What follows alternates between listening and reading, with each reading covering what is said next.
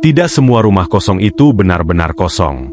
Ada rumah yang ditinggalkan manusia, tapi ditunggu oleh sesuatu yang tidak pernah pergi. Ayu baru memahami kalimat itu saat kakinya menginjak halaman rumah neneknya sendiri. Rumah itu sudah kosong hampir 20 tahun. Sejak neneknya meninggal, tidak ada satupun anggota keluarga yang berani menginap. Bukan karena cerita mistis yang beredar, tapi karena tidak ada satupun yang merasa betah lebih dari beberapa jam. Ayu tidak percaya hal-hal semacam itu. Setidaknya, sampai hari itu. Hari itu Ayu pulang ke desa bersama Doni. Bukan untuk liburan. Bukan juga untuk nostalgia. Mereka datang karena satu alasan sederhana. Tidak ada tempat lain untuk menginap. Rumah orang tua Ayu sedang direnovasi. Penginapan penuh karena musim panen. Dan rumah nenek, meski lama kosong, masih berdiri utuh. Cuma satu malam, kata Doni waktu itu. Satu malam saja. Besok pagi kita pulang. Ayu mengangguk, meski dadanya terasa sedikit sesak. Bukan takut. Lebih seperti tidak enak tanpa alasan jelas.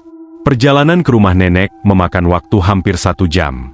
Jalan desa sempit, berkelok, dan semakin sepi. Sawah di kanan kiri terlihat kering. Tidak ada suara orang. Tidak ada anak-anak bermain.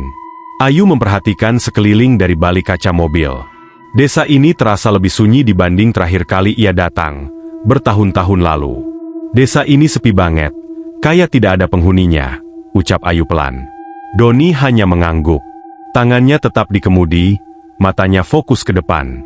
Mobil berhenti di depan sebuah rumah tua berdinding semen kusam. Catnya mengelupas. Pagar besinya berkarat dan sedikit terbuka. Itulah rumah nenek. Ayu turun lebih dulu. Begitu kakinya menginjak tanah halaman, bulu kuduknya langsung berdiri. Bukan karena angin. Udara justru terasa pengap. Halaman rumah dipenuhi rumput liar setinggi betis. Pohon mangga di sudut halaman tampak tua dan tidak terawat. Daunnya rimbun, tapi tidak terlihat segar. Doni membuka bagasi dan mengambil tas. Masih layak kok rumahnya, katanya, mencoba terdengar santai. Ayu tidak langsung menjawab. Matanya terpaku ke jendela rumah. Gorden putih yang sudah menguning itu sedikit bergerak. Padahal, tidak ada angin. Ayu menggeleng pelan, mengira matanya salah lihat. Ia mendekat ke pintu depan dan membuka kunci yang sudah berdebu. Pintu terbuka dengan suara berderit panjang, seolah engselnya menjerit kesakitan. Bau lembab langsung menyergap. Campuran debu, kayu tua, dan sesuatu yang Ayu tidak bisa jelaskan. Bau rumah lama aja, kata Doni cepat, seakan tahu apa yang Ayu pikirkan. Mereka masuk. Di dalam, rumah itu gelap meski siang hari. Cahaya matahari hanya masuk sedikit dari jendela-jendela kecil. Ruang tamu masih berisi kursi kayu tua dan meja bundar. Semuanya tertutup lapisan debu tebal. Ayu melangkah pelan. Setiap langkahnya menimbulkan suara dari lantai kayu. Aneh ya, gumam Ayu. Padahal kosong, tapi rasanya kayak ramai. Doni tertawa kecil. Kamu kebawa cerita orang-orang desa itu. Belum sempat Ayu membalas, terdengar suara dari luar. Ayu! Seorang perempuan tua berdiri di luar pagar. Usianya sekitar 60-an. Wajahnya keriput, matanya cekung. Ayu mengenali wajah itu samar-samar. Bu Rini, tanyanya ragu. Perempuan itu mengangguk pelan. Kamu Ayu ya, cucunya almarhumah. Ayu mendekat. Iya Bu. Bu Rini menatap rumah itu lama. Lalu pandangannya turun ke kaki Ayu. Kalian mau nginep? Tanyanya. Ayu dan Doni saling pandang. Ya Bu, cuma semalam. Wajah Bu Rini langsung berubah. Senyumnya hilang. Jangan malam, katanya cepat. Kalau bisa, jangan sampai malam. Doni mencoba tersenyum sopan. Kenapa Bu? Bu Rini tidak langsung menjawab. Ia mendekat sedikit dan menurunkan suaranya. Rumah itu bukan cuma rumah kosong. Ayu menelan ludah. Sejak nenekmu meninggal, lanjut Bu Rini, rumah itu gak pernah benar-benar sepi.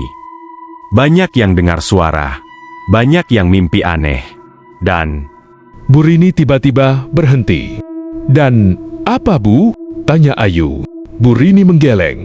Pokoknya, kalau masih bisa pulang sebelum maghrib, pulanglah. Ia mundur perlahan, lalu pergi tanpa pamit. Hening. Doni menghela napas. Orang desa emang suka nakut-nakutin. Ayu mencoba percaya itu, tapi dadanya semakin berat. Matahari mulai condong ke barat. Bayangan pohon mangga memanjang ke arah pintu rumah. Ayu berdiri di ambang pintu. Ragu. Kita masih bisa cari tempat lain, katanya pelan. Doni menatap jam tangannya. Udah sore. Kita bersihin rumah dikit, makan, tidur. Besok pagi pulang. Ayu diam lama, lalu mengangguk. Keputusan itu adalah keputusan terakhir yang ia ambil dengan perasaan tenang. Saat pintu rumah ditutup dari dalam, suara klik kunci terdengar terlalu keras. Dan entah kenapa, rumah itu terasa seperti menghela nafas lega. Menjelang sore, cahaya matahari masuk semakin miring ke dalam rumah. Bayangannya panjang dan tidak beraturan, seolah setiap sudut ruangan memiliki bentuk sendiri. Ayu meletakkan tasnya di ruang tamu. Debu langsung beterbangan saat ia membuka resleting. Kita bersih-bersih dikit ya, katanya, biar gak terlalu pengap. Doni mengangguk. Ia membuka beberapa jendela yang masih bisa digeser. Engselnya berderit pelan, seperti orang tua yang mengeluh. Aneh. Meski jendela dibuka, udara di dalam rumah tidak banyak berubah. Tetap terasa lembab dan berat. Ayu menyapu lantai perlahan. Debu menumpuk tebal, tanda rumah ini benar-benar lama ditinggalkan. Setiap ayunan sapu membuat dadanya terasa semakin sesak. Sesekali Ayu berhenti. Ia merasa seperti sedang diperhatikan. Padahal, ruang tamu kosong. Kamu kenapa? Tanya Doni dari dapur. Gak apa-apa, jawab Ayu cepat. Padahal tangannya sedikit gemetar. Dapur rumah nenek masih utuh. Kompor minyak, rak piring kayu, dan meja makan kecil di tengah. Semua tampak seolah ditinggalkan terburu-buru. Di salah satu sudut dapur, ada kalender tua. Halaman terakhir yang terbuka bertahun-tahun lalu. Ayu mendekat. Tanggalnya. Hari neneknya meninggal. Ayu menutup kalender itu cepat-cepat. Doni membuka tas belanja. Makan mie aja ya. Gak ribet. Ayu mengangguk, tapi matanya terus melirik ke arah lorong menuju kamar-kamar. Lorong itu gelap. Lampunya mati. Dan entah kenapa, terlihat lebih panjang dari seharusnya. Saat air mie mulai mendidih, terdengar suara. Seperti ketukan pelan dari dalam rumah. Ayu membeku. Kamu dengar gak? Bisiknya. Doni mematikan kompor. Dengar apa? Kali ini lebih jelas. Doni melangkah ke ruang tamu. Suaranya dari mana? Ketukan itu berhenti. Rumah kembali sunyi. Ayu menghembuskan nafas lega, meski jantungnya masih berdebar. Mungkin kayu rumahnya ngembang, kata Doni, mencoba rasional. Mereka makan di meja dapur. Mie instan terasa hambar, meski lapar. Ayu tidak berselera. Ia merasa mual tanpa sebab. Sesekali terdengar suara dari lantai atas. Seperti langkah kaki, tapi pelan, dan tidak beraturan. Doni, Ayu menatapnya. Kucing, jawab Doni cepat. Paling kucing masuk.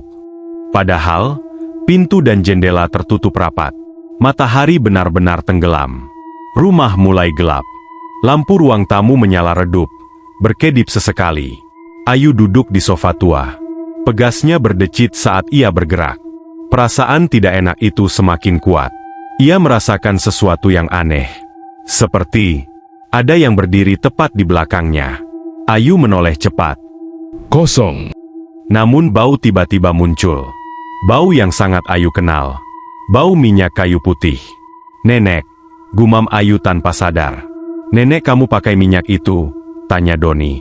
Ayu mengangguk pelan. Setiap malam. Bau itu semakin kuat.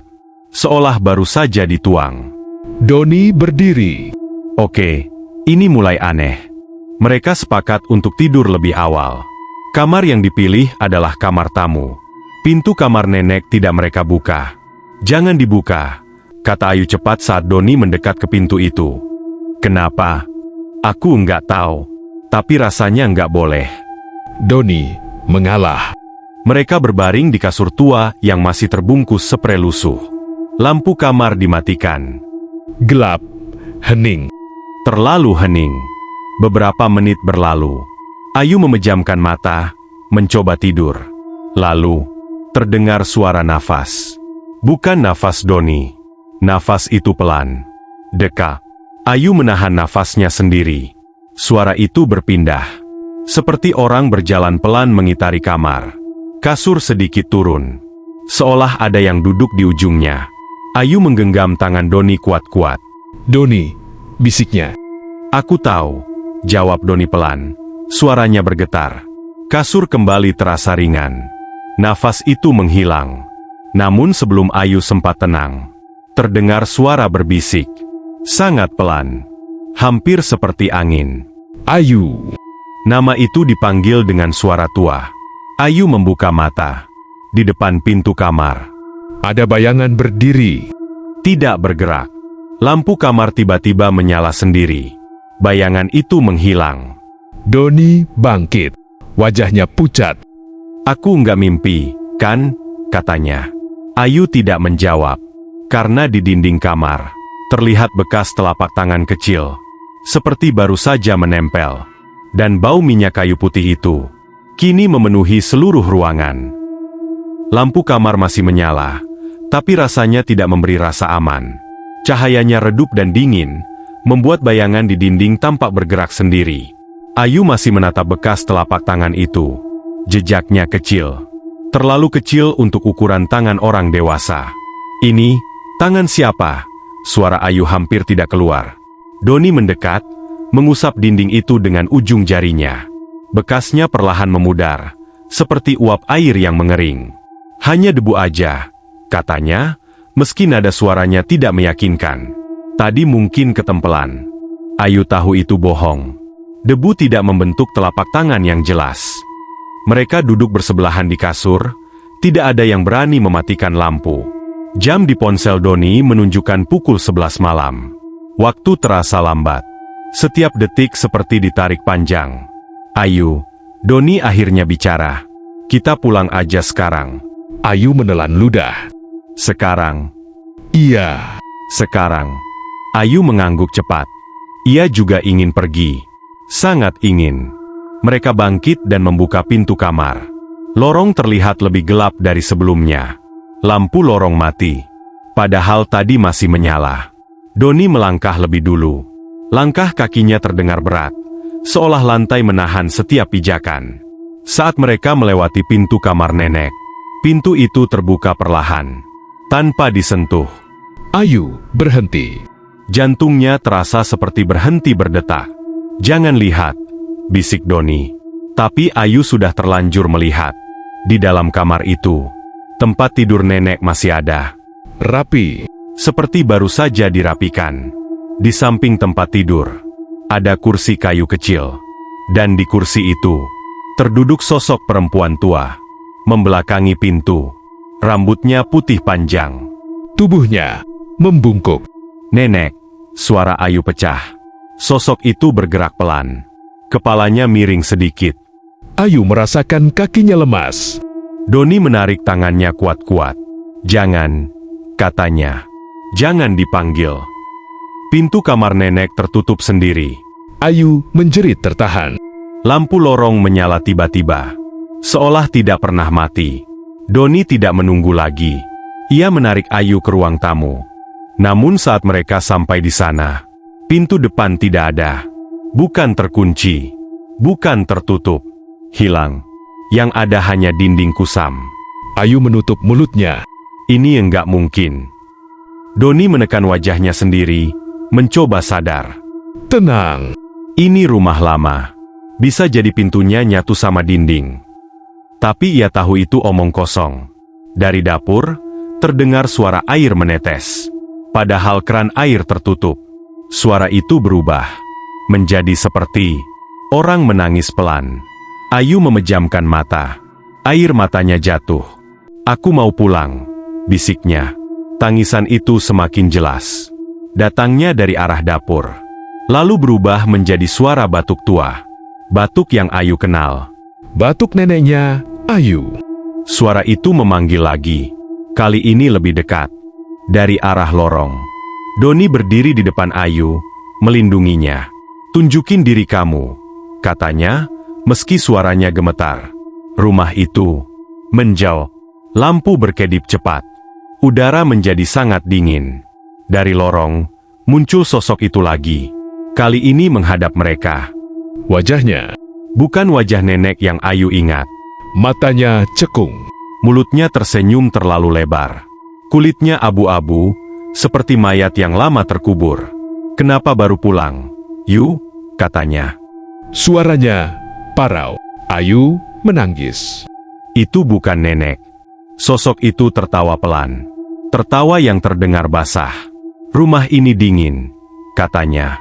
"Dan aku capek sendirian." Lantai bergetar ringan. Dinding berderit. Rumah itu seperti hidup. Doni meraih kursi kayu dan melemparkannya ke arah sosok itu. Kursi itu menembus tubuhnya dan jatuh ke lantai. Sosok itu tidak terluka, justru semakin mendekat. Di belakangnya, Bayangan-bayangan lain muncul. Berdiri di sudut rumah. Ada yang kecil, ada yang tinggi, ada yang tidak berbentuk. Semua menatap Ayu. "Kamu janji," kata sosok itu, "waktu kecil." kamu janji nemenin nenek. Ayu teringat. Kenangan yang lama terkubur. Waktu itu nenek sakit keras. Ayu masih kecil. Dan ia pernah berkata, nanti Ayu tinggal sama nenek. Tapi Ayu pergi. Semua pergi. Rumah ini ditinggalkan. Dan sesuatu mengisi kekosongan itu. Tanggisan Ayu pecah. "Maafin Ayu." Sosok itu berhenti melangkah. Rumah menjadi hening. Lalu, semuanya gelap. Gelap itu tidak berlangsung lama, tapi cukup untuk membuat Ayu merasa seperti terlepas dari tubuhnya sendiri. Saat kesadarannya kembali, ia mencium bau tanah basah. Dingin, menusuk. Ayu membuka mata. Ia masih berada di ruang tamu rumah nenek. Lampu menyala normal. Tidak berkedip. Tidak redup. Rumah terlihat tenang. Seolah apapun yang barusan terjadi hanyalah mimpi buruk. Ayu. Suara Doni terdengar serak. Ayu menoleh. Doni duduk bersandar di dinding. Nafasnya tersengal. Wajahnya pucat. Keringat dingin membasahi pelipisnya. "Kita masih hidup?" tanya Ayu lirih. Doni mengangguk pelan. "Tapi, kita belum pergi." Ayu bangkit perlahan. Kakinya gemetar, tapi masih bisa menopang tubuhnya. Pintu depan kini kembali ada. Berdiri utuh seperti seharusnya. Ayu berlari kecil dan menarik gagang pintu. Terkunci. Dari belakang mereka, terdengar suara kursi kayu digeser. Ayu dan Doni membeku. Dari arah lorong, sosok itu muncul lagi. Berdiri di ambang pintu kamar nenek. Kali ini wujudnya lebih jelas. Lebih nyata. Wajah tua dengan keriput dalam. Mata yang terlalu dalam untuk disebut hidup. Dan senyum yang tidak pernah sampai ke mata. "Ayu," katanya lembut. "Kamu udah janji." Ayu menangis tanpa suara. Ayu masih kecil waktu itu. Sosok itu melangkah mendekat. Lantai tidak berbunyi. Seperti ia tidak menyentuh apapun. "Nenek menunggu," katanya. Doni berdiri, meski tubuhnya gemetar. "Kalau mau seseorang, ambil aku," katanya nekat. "Jangan Ayu." Sosok itu menoleh ke Doni. "Kamu bukan darah daging," katanya. "Rumah ini milik keluarga." Lampu rumah mati serempak. Namun Ayu masih bisa melihat. Bukan dengan mata, tapi dengan perasaan. Ia melihat neneknya terbaring sakit. Sendirian. Di rumah ini, ia melihat dirinya kecil. Pergi tanpa menoleh lagi. Dan rumah ini menjadi kosong. Kosong terlalu lama. "Ayu salah," katanya terisak. Ayu minta maaf. Udara berubah berat. Seperti ada yang menekan dada mereka. Sosok itu berhenti tepat di depan Ayu. Wajahnya kini sangat dekat. "Ayu gak perlu tinggal," katanya. "Satu saja." Jari dingin menyentuh dahi Ayu. Doni berteriak, tapi suaranya tenggelam. "Apapun," kata Ayu cepat. Apapun, asal Doni boleh pergi. Sosok itu tersenyum puas. Lampu menyala tiba-tiba. Rumah kembali sunyi. Ayu terjatuh ke lantai. Ayu terbangun di luar rumah. Pagi hari. Cahaya matahari menyinari halaman yang tampak biasa saja. Burung berkicau. Angin berhembus pelan. Ia terengah-engah. Doni, teriaknya. Tidak ada jawaban. Pintu rumah nenek tertutup rapat. Ayu mencoba membukanya. Tidak terkunci. Di dalam rumah, semuanya bersih. Tidak ada debu. Tidak ada bau lembab. Dan di ruang tamu, tergantung satu foto baru di dinding. Foto hitam putih. Seorang perempuan tua duduk di kursi kayu. Di sampingnya, Seorang laki-laki muda. Doni, matanya kosong. Matanya tidak bernyawa. Ayu menjerit. Di belakangnya, terdengar suara batuk pelan. Batuk yang sangat ia kenal. Ayu. Suara neneknya terdengar lembut. Terima kasih, sudah nemenin nenek. Ayu berlari keluar tanpa menoleh lagi. Ia tidak pernah kembali ke rumah itu. Tapi setiap malam, Ayu selalu mencium bau minyak kayu putih. Dan di dalam mimpinya, ia melihat Doni duduk di ruang tamu rumah nenek. Menunggu. Kalau kamu berada di posisi Ayu, apakah kamu akan menepati janji lama? Atau tetap memilih pergi dan membiarkan rumah itu kosong selamanya? Tulis pendapatmu di kolom komentar. Dan kalau kamu pernah punya rumah, tempat, atau kenangan yang terasa tidak pernah benar-benar ditinggalkan, cerita ini mungkin bukan sekadar dongeng di malam hari.